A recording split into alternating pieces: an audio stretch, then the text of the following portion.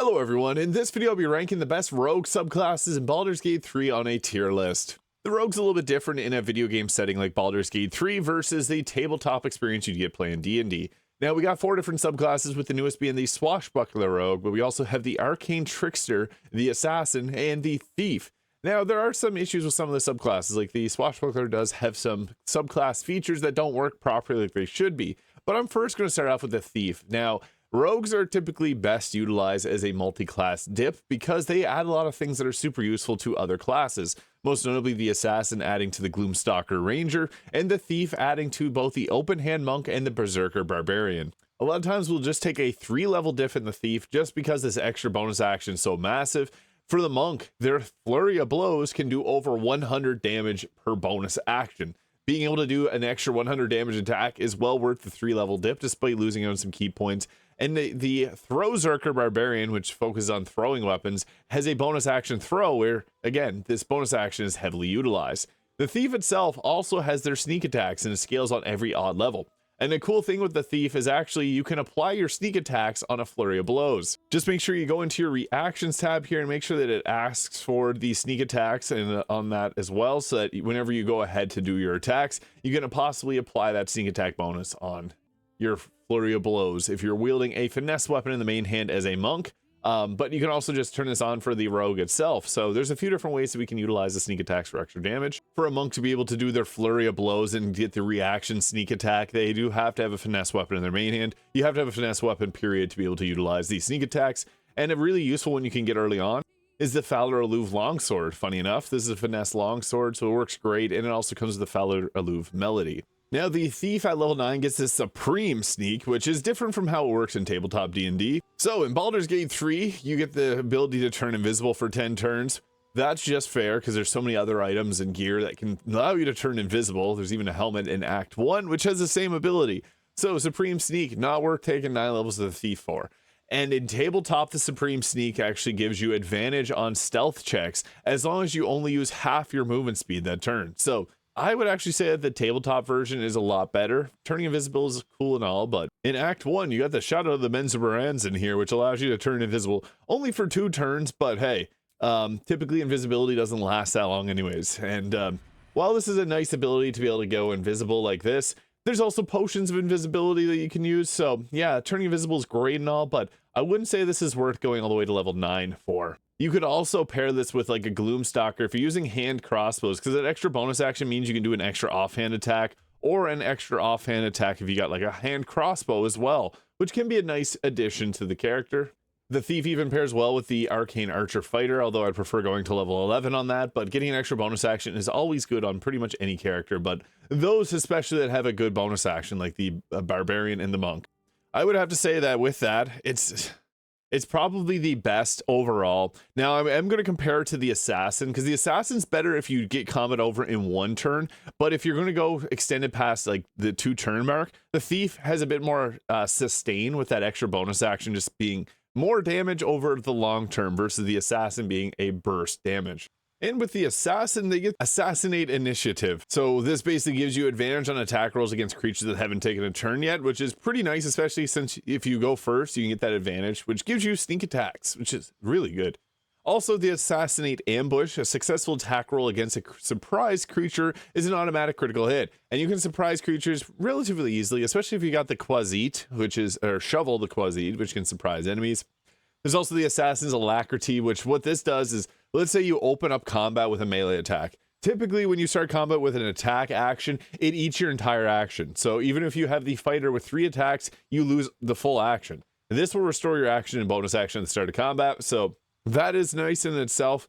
Again, this is more so focused on the first turn burst damage. So advantage on those attack rolls against surprise creatures or crits, and then you get your actions back. So if you're able to start combat, do a bunch of damage, and then disengage, disappear out of combat and go back into it again later, you can actually do quite a bit of damage. It is pretty strong, especially for honor mode. So the Assassin mixed with the Gloomstalker Ranger and the Fighter is my personal favorite multi-class for this. And the level 9 Assassin gets the Infiltration Expertise, which sucks, I'll be honest. This is just disguise self, and you can get that pretty easily. There's even an item at the start of the game if you have the deluxe edition, which lets you change into any character Now, disguise self isn't always the most effective option. Actually, the best way to utilize disguise self is to turn into a Githyanki, equip a Githyanki weapon, and then remove your disguise. You'll keep all the benefits even though you're not shapeshift into them.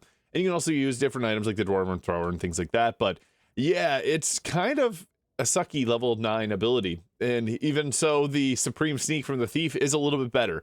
But this is, again, all about that first turn damage. And if you can output a ton of damage on your first turn, it's better because then combat's going to be likely over. But if, again, you're going past that first round of combat, that's where the Thief starts to pick up and become a better choice.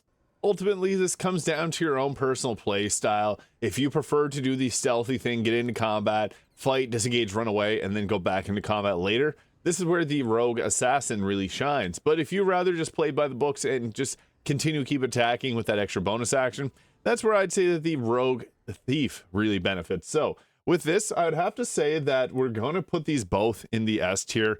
This entirely just depends on your build, though. As mentioned, Rogue Thief with the Monk and the Barbarian. With the Assassin, likely best to go with the Gloomstalker and the Fighter.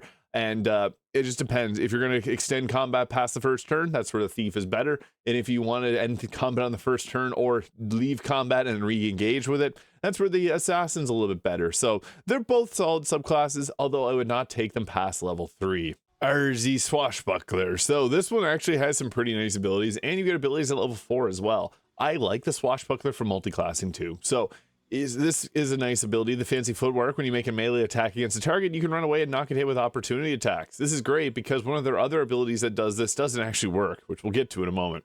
And the Rakish Audacity. So with this, you get a +2 to your initiative, and this will scale with your rogue level, and you no longer need your advantage to trigger sneak attacks as long as you're within 1.5 meters of the target and you don't have disadvantage yourself. This is really nice because it's much more reliable to set up your sneak attacks when you might not normally be able to. But it's the level 4 abilities I really like. Now, the funny thing is, 2 of them, so both the Vicious Mockery and the Flick of the Wrist, are going to use your Charisma, and then with the Sand Toss, this uses your Dexterity modifier. It's kind of funny. So the Flick of the Wrist, I would say, is one of the best abilities in the game because it's a bonus action. It counts as a weapon attack. You flick your weapon at a target, and it possibly will disarm them. So this is a huge bonus action just because it does your main weapon damage. So if you have a Shadow Blade, it's going to do Shadow Blade damage, which is really nice to see. And it can also disarm them, and you can pick up their weapon, and then they're useless because you can pick up things for free. Also, the Vicious Mockery gives disadvantage on their target's next attack roll. That's also quite nice, and it has an 18-meter radius. So sometimes you're not able to actually do the Flick of the Wrist, which has a close quarters melee.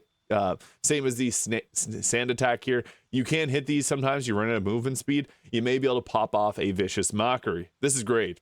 And the Sand Toss, blinding a target is really nice, and it's blindness for 2 turns. So their next turn, that's 1 turn expiry, and then their following turn, they lose the blindness. So that's just how do you keep track of it. Dexterity based, the other 2 are charisma based. So you do have to invest in some charisma, but I think that it pairs very well with the Swashbuckler or the Sword Bard because you can get a Vicious Mockery as your main action and then bonus action do this as well. You also get the 2 attacks, slashing flourishes. They make for a really good pirate style build if you go with Sword Bard with the Rakish or the Swashbuckler Rogue. Now, the one problem with the Swashbuckler is their Panache level 9 ability doesn't work properly. So you roll a persuasion check to beguile a humanoid who must contest it with an insight check. Those who fail gain Panache disadvantage, and others who fail will gain charmed. Now, the Panache disadvantage means it only has disadvantage against targets that aren't you, so it's kind of funny. They can attack you normally, but they'll attack everyone else with disadvantage. So this makes them target your character. That's okay. The problem is if someone else attacks the target that has this, so let's say you apply the Panache disadvantage, and then your fighter goes in and whacks them with a sword. It removes that completely, so that kind of sucks. It's not stated anywhere. Maybe it's a bug. It just sucks. And the other thing, so even though you have the Panache disadvantage or the charm here, which normally the target wouldn't attack you, even though they're charmed, they still do opportunity attacks and use things like Shocking Grasp if they have the Warcaster feed. So this is cool and all, but it's not perfectly bulletproof, and it has bugs and issues with it. So yeah, it's something, I guess. Not worth, again, this is another one that's not worth going to level 9 just to grab.